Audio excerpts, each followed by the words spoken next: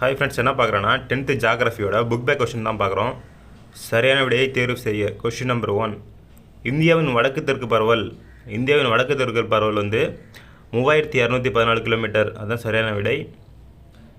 இதே கிழக்கு மேற்குனா 2933 கிலோமீட்டர். அடுத்த ரெண்டாவது கொஷின், பீகாரின் துயரம் என்று அழைக்கப்படும் ஆறு. விடை ஆப்ஷன் இ, கோசி நதி தான் பீகாரின் துயரம்.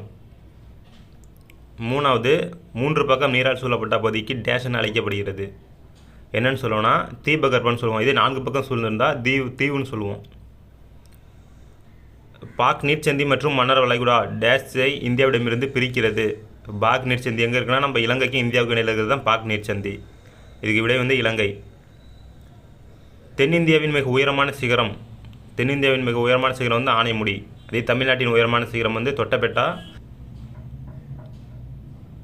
பழைய வண்டல் படிவுகளால் உருவான சமவெளி வந்து பாங்கர் சமவெளி. இதே புதிய வண்டல் படிவுனா காதர் சமவெளி.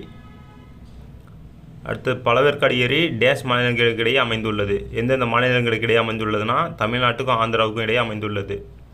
எங்கே இருக்குன்னா திருவள்ளூர் டிஸ்ட்ரிக்டில் இருக்குது.